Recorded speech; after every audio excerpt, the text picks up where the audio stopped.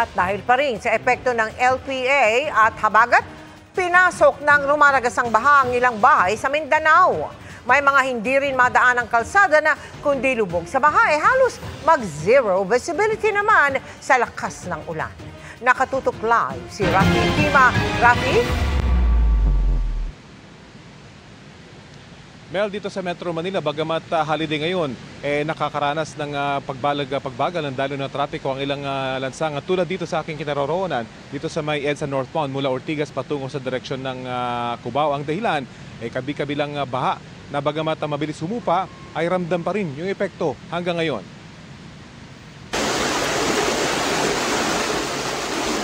Ganito katindi ang bahang rumagasa kagabi sa bayan ng Alyosan sa Cotabato. Ang malakas na agos ng tubig, tuluyang pinasok ang ilang bahay. Naabot na sa liog. Tarawa ko. Kaina pa na natusog pa gani Kanya-kanyang akyat at hakot ng mga gamit ang mga apektadong residente.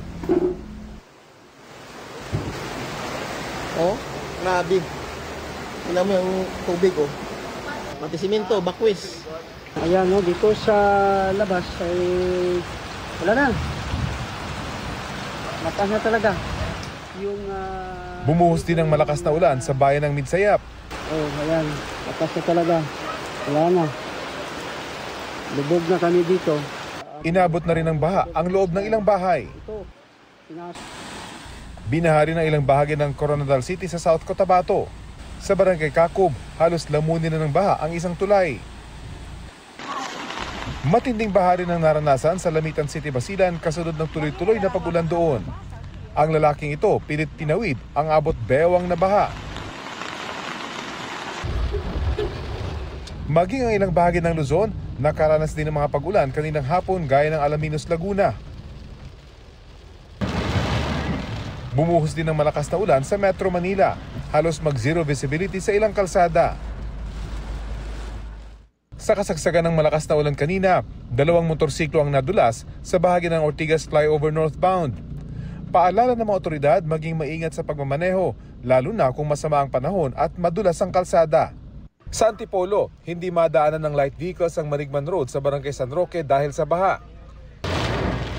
Ayon sa Pag-asa, ang mga pag-ulan sa iba't ibang panig ng bansa ay dulot ng low pressure area at hanging habagat. Nakikita natin yung mga clouds o po mga pag-ulan na yung cloud cluster niya ay defined. Not necessarily malakas pero widespread siya, so mas malawakan yung mga pag-ulan natin.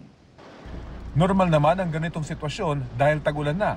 Ang medyo kakaiba lang daw, late ang pagdating ng bagyo sa bansa ngayong taon. Hindi siya common pero hindi rin siya unusual kasi nangyari na siya before pero yung June ay relatively late as dun sa normal na mga taon natin. Kasi may mga taon din tayo na January pa lang ay nagkakaroon na tayo ng bagyo. Nag-issue ng yellow warning alert sa Metro Manila, Cavite, Bulacan, Pampanga, Batangas, Laguna, Quezon, Rizal, Zambales at Tarlac. Asahan daw ang pagbaha sa mga flood-prone areas sa mga lugar na ito.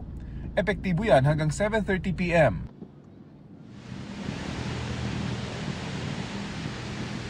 Ngayon at madilim na at patuloy pa rin bumabagsak yung ilan paminsan-minsan, ay pinag-iingat pa rin yung mga motorista sa pagmamaneho dahil sa madulas na kalsada. Yan ang latest mula dito sa EDSA. Mel? Maraming salamat sa iyo, Rafi Tima.